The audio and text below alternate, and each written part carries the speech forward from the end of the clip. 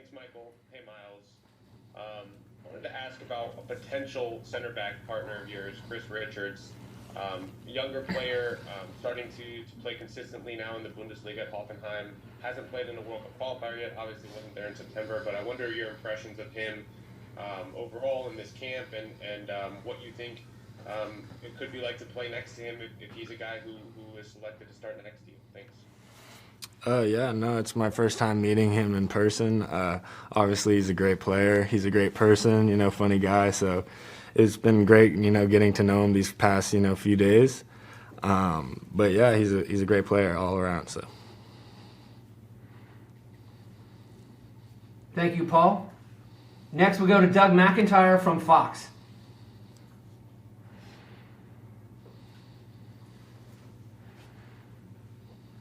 Thanks, Michael. Hi, Miles. Just curious how having played against Jamaica in the Gold Cup for you personally will add to your comfort level against them tomorrow. Thank you. Yeah, obviously, getting to play a team before somewhat recently helps because, I get to understand what they like to do, offensively, defensively, things like this. But right now it's just about focusing on us and how we can, beat this team come tomorrow. So I think we're all ready and prepared. Next will be Ron Blum from the Associated Press.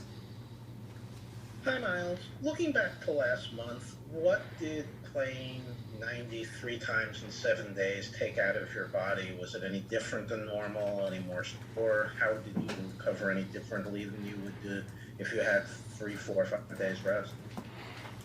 Yeah, I mean, the fact that, you play 3 games in 7 days, it can be tough on your body, but we've got a great staff and, sports science staff. We got a great, medical team to get us all right, get us all, mentally and physically ready for the game if, I'm decided to play.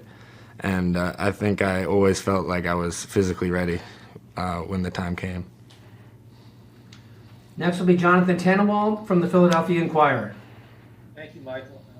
Miles, thank you for the time. You mentioned that you've just been getting to know Chris Richards. How much time does it take for a pair of center backs to develop chemistry, for a World Cup qualifying game? And, how much of an adjustment for you was it to go from playing alongside one style of center back to another? Yeah, I think as professionals, you have to adapt to players that you play with, players that you play against. So I think I'm constantly adapting. And it's just a matter of, getting to learn what players like to do, offensively, defensively, things like this. And, just go out there and fight for each other. And it's going to be a tough game, but it's just about, grinding and fighting for each other. Next, we'll go to Tyler Feldman from KVUE in Austin. Hey, Miles, thanks for the just asking about the excitement of playing in Austin and what it's been like in the city so far with a brand new stadium, new practice facility, and the overall thoughts of what you've experienced in Austin. Yeah, I mean, Austin's a great city.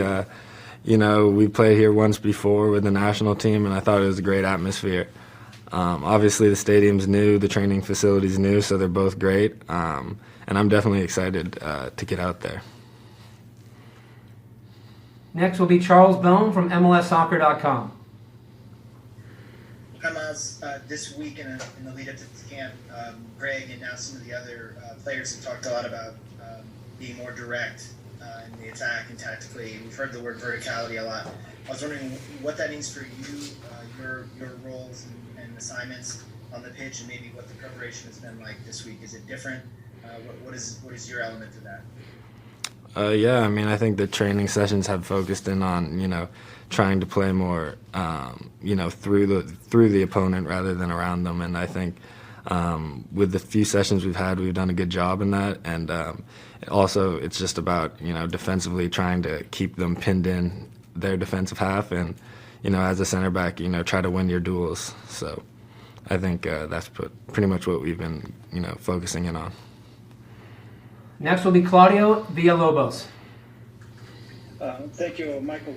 Miles, I'm curious about how you guys on preparation. In terms of what Claudia, we lost you.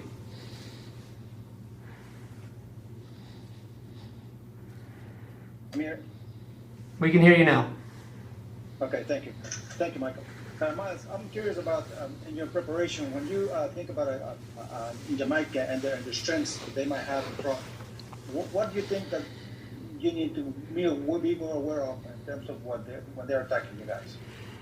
Yeah, I mean, I think they're a very physical, strong team, that likes to counter, likes to break. They've got some very fast players on their team. So as a center back, it's a matter of, trying to lock them in and trying to, put out any fires in terms of counterattacks and just focus in, for every second of the game for the full 90 minutes plus. So.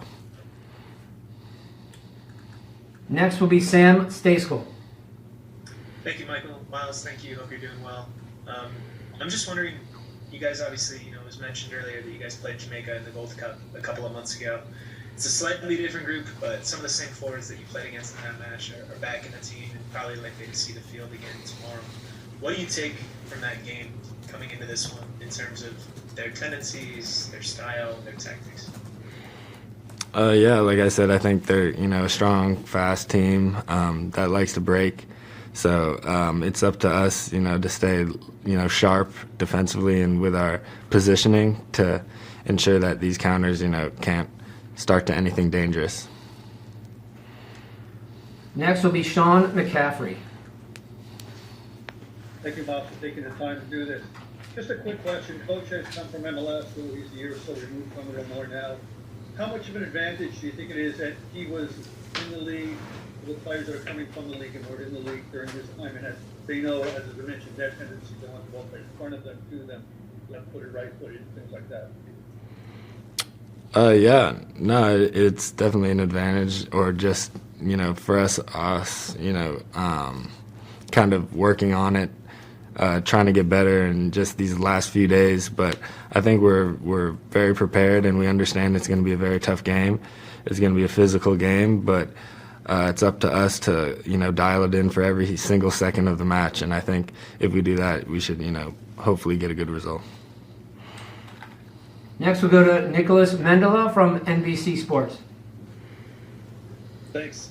Miles, what's the challenge with a team like Jamaica that in particular have something like 12 players that they've taken over from Europe who have under 8 caps, I think is the number, and they haven't necessarily worked that well together, and while in some ways that can be an advantage given how much you guys know each other, what's the challenge in having to adapt for a team that you may not know what system they plan?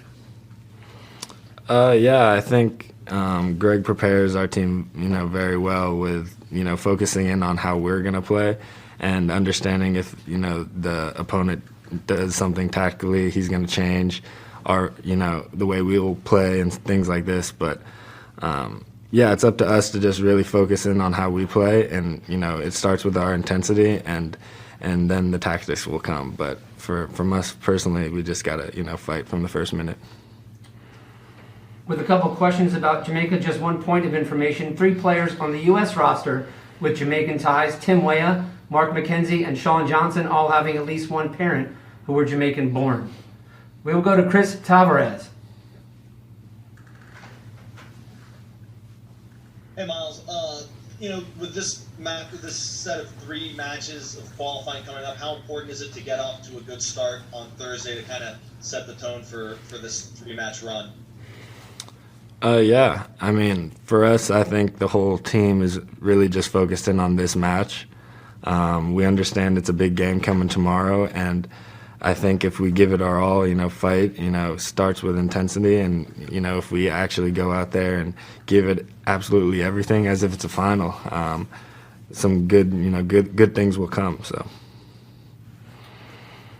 Last question for Miles comes from John Lupo. Hey, Miles, so Michael just mentioned about Sean Johnson. What is it like to play behind a goalkeeper of Sean's caliber? Yeah, I mean, we definitely have 3 great goalkeepers on our roster right now. So, obviously, playing with all these guys that you get to compete against in the league is fun. They're all great guys. So, that's pretty much all I got to say. Our last question comes from Kevin Baxter.